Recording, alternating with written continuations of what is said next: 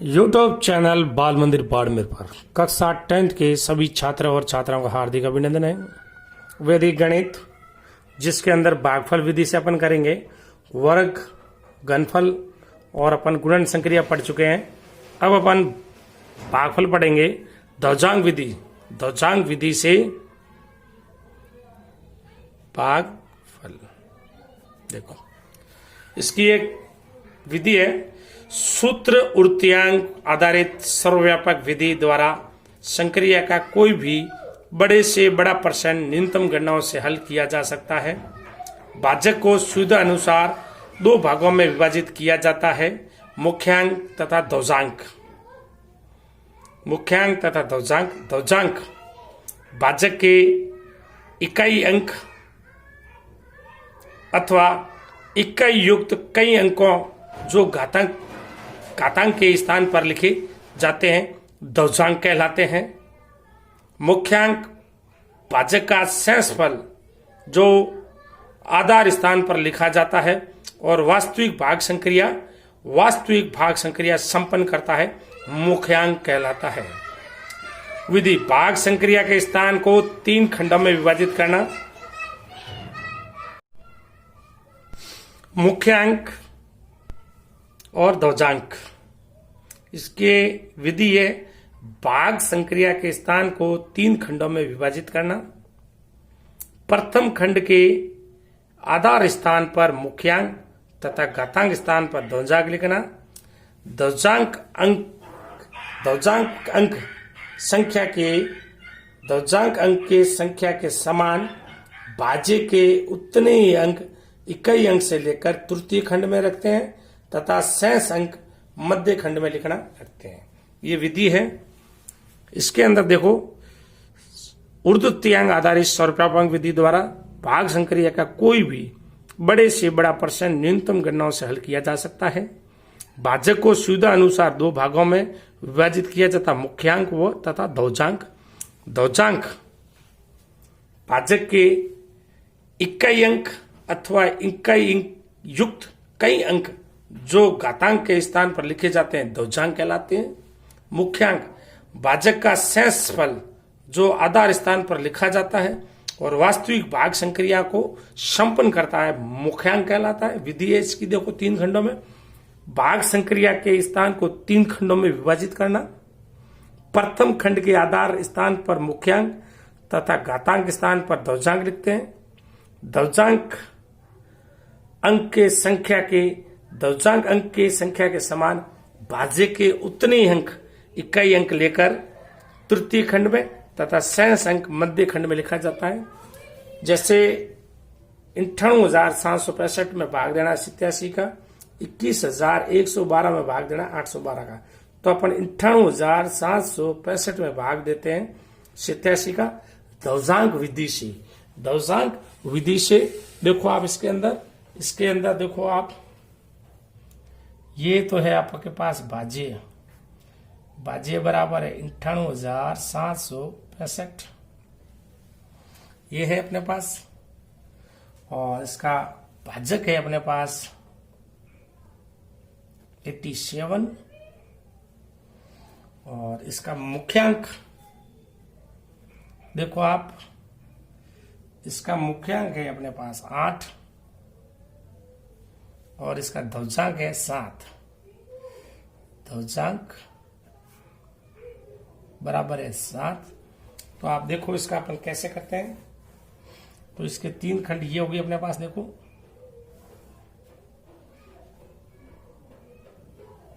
ये 3 खंड, ठीक, ये प्रथम खंड, ये सेकंड खंड और ये तृतीय खंड, ठीक है। तो ये आपके पास देखो इसका मुख्यांक 8 आ जाएगा और इसकी घात पर ध्वजांक 7 आ जाएगा। ध्वजांक 7 है तो इसका इकाई अंक कितना, 5, उतने अंक लेंगे तृतीय खंड में। ये आपके तृतीय खंड में इतने अंक आ जाएंगे, इकाई अंक 5। पीछे संख्या बची अपने 9, 8, 7, 6, 9, 8, 7 और 6। ये रही अपने पास। और अब इसके देखो आप, ये पहला भाग है इसका, और दूसरा भाग अपन लिखते हैं इसका। देखो तृतीय खंड में, तृतीय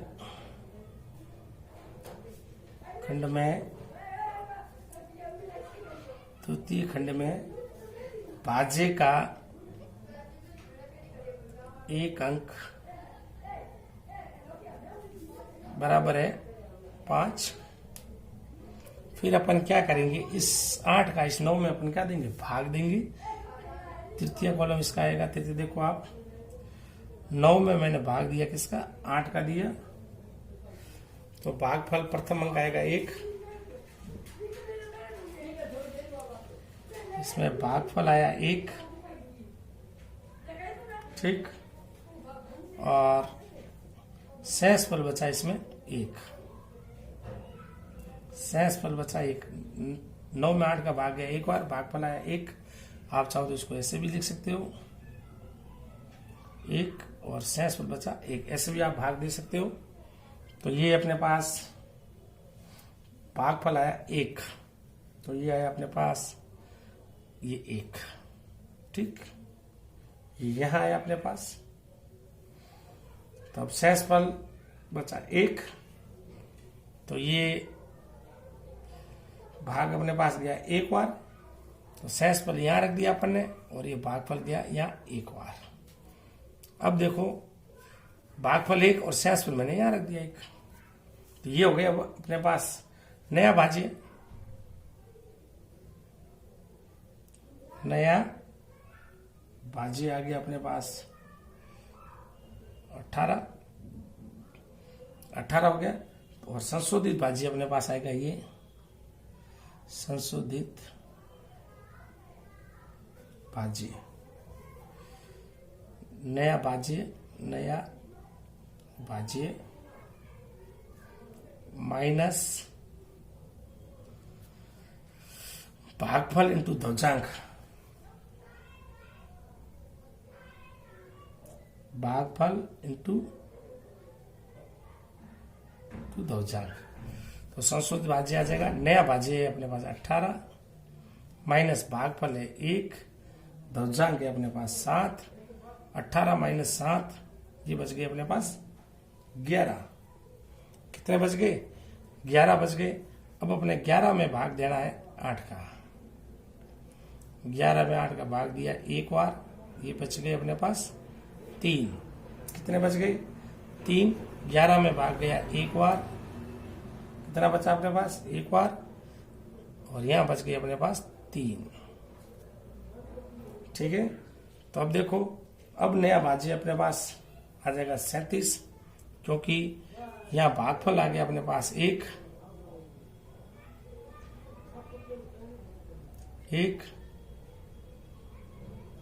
शेषफल आ गया अपने पास 3। तो ये हो गया अपने पास नया भाज्य आ गया अपने पास 13। तो ये आपके पास देखो शेषफल आ गया 3, तो ये हो गया 37 हो गया नया भाज्य। तो अपने पास ये 5वां पॉइंट, नया भाज्य बराबर है 37, संशोधित भाज्य, संशोधित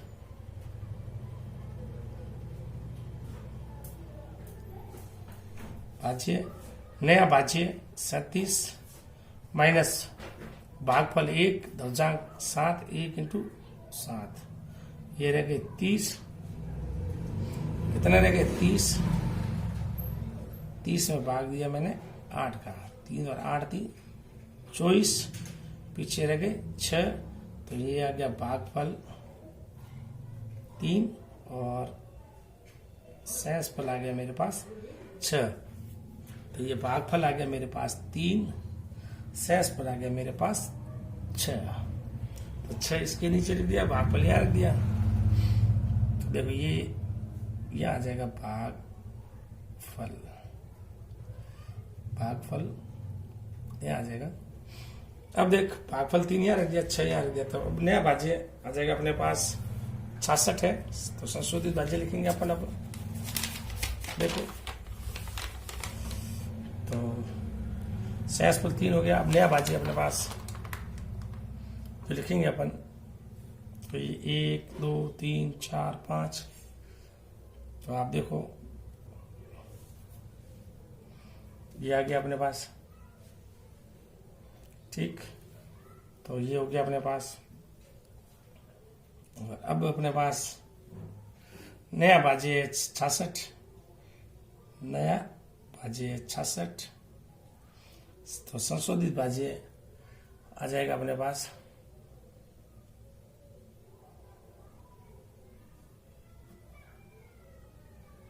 भाज्य, नया भाज्य 66 माइनस ये आपके दशांक इंटू भागफल 3 इंटू 7, 3 इंटू 7, 66 माइनस 21 बराबर है 45। तो 45 में आप दे दो भाग 3 का, 45 में भाग दिया अपने इस 8 का, तो ये 8 का भाग दिया, तो 8 पंजा 40, 8 पंजा 40, असल के बच्चे 5, 8 पंजा 40, तो ये भागफल हो गया 5 और सहसफल 5, तो ये सहसफल 5 अब आ जाएगा यहां पर, ठीक। अब आपके पास है नया भाज्य,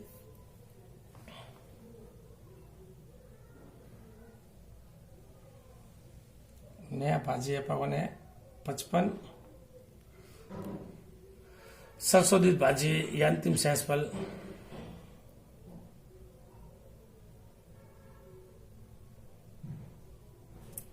संशोधित भाज्य 55 माइनस ये भागफल इंटू दशांक 5 इंटू 7, 55 माइनस 35, ये बच गया 20, कितना बच गया 20, तो सहसफल बच गया 20, तो देखो सहसफल बच गया 20 और 20 के अंदर 87 अगर वायदा अपन देखें तो देखो सहसफल हो गया ये अपने पास 20, तो इसका भाग जाता नहीं है वैसे भी अपन देखा जाए तो, क्यों, तो अब 20 बचा अपने पास सहसफल, तो सहसफल को आप यूं का यूं लिख दो, संशोधित भाज्य 55 माइनस 35, ये 20 बचा, तो सहसफल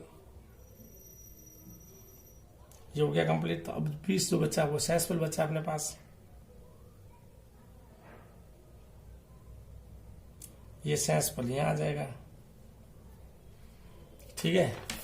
तो ये आपके सहसफल आ गया। तो सहसफल को चाहो तो आप ऐसे भी लिख सकते हो, ठीक। और इसको कुछ मल्टीप्लिकेशन, ये जो 20 बचा है आप इसको चाहो तो इस प्रकार भी लिख सकते हो, देखो कैसे, ये आप इसको ऐसे लिख सकते हो 55 माइनस 35, ठीक। तो ये आपके पास हो गया। तो अब भागफल आपके आ गया, ये भागफल 1135, सहसफल आ गया अपने पास 20, ये आ गया अपने पास। वापस रिपीट करते हैं, देखो आप 58,765 में भाग दिया मैंने 87 का दशांक विधि से, इसका मुख्यांक है ये 8, ये आप लिख सकते हो मुख्यांक, और ये है दशांक। दशांक में जितने अंक है उतने ही अंक भाज्य से लिए जाएंगे जो तृतीय खंड में रखे जाएंगे, मध्य खंड के अंदर वो सहज संख्या रखी जाएगी और प्रथम खंड में मुख्यांक और दशांक रखे जाएंगे। तो सबसे पहले 9 में मैंने 8 का भाग दिया, एक बार सहसफल बचा 1, मैंने यहां रख दिया 1, ये हो गया 18, तो ये 18 है नया भाज्य, तो संशोधित भाज्य होगा नया भाज्य माइनस भागफल इंटू दशांक। तो भागफल अपने पास है 1, दशांक को 7 से गुणा किया 7, 18 माइनस 7 यानी 11, 11 में मैंने 8 का भाग दिया एक बार, सहसफल बचा 3, तो ये भागफल 1, सहसफल हो गया 3, तो नया भाज्य हो गया अपने पास 37 संशोधित भाज्य नया भाज्य भागफल 1 इंटू ध्वजांक 7, 37 में से 7 गए 30, 30 में मैंने 8 का भाग दिया, 8 24, पीछे बचे 6, तो भागफल रहा 3, ये रख दिया मैंने 3, शेषफल बचा 6, मैंने रख दिया 66, तो ये हो गया 66, तो नया भाज्य हो गया 66, संशोधित भाज्य 66 माइनस भागफल इंटू शेषफल, भागफल है 3 और ध्वजांक है 7, 7 21, 66 में से 21 गए 45, 45 में मैंने 8 का भाग दिया 5 बार, 8 बन जा 40, पीछे रहे 5, भागफल 5, शेषफल रह गए मेरे पास 5। अब 5 ये हो गए 55, तो ये सबसे तृतीय खंड में है, तो 55 है, तो देखा जाए तो इस 87 का 55 में भी भाग नहीं जाता, लेकिन 55 में 8 का भाग जाता है, तो नया भाज्य 55 है। संशोधित भाज्य यानी ये शेषफल आएगा अपने, अब तृतीय खंड में जो संख्या वो शेषफल आएगी, तो 55 नया भाज्य, संशोधित भाज्य नया भाज्य माइनस भागफल इंटू ध्वजांक 35, 7 बन जा, 55 माइनस 35 के शेषफल बचा 20, 20 मैंने तृतीय खंड में रख दिया, 55 माइनस 35 20, क्योंकि जो ये 20 है इसमें इनका भाग नहीं जाता 87 का, ये आपका आंसर आ गया है। भागफल आया अपने 1135 और शेषफल है 20, ये आपका आंसर आ गया ध्वजांक विधि से।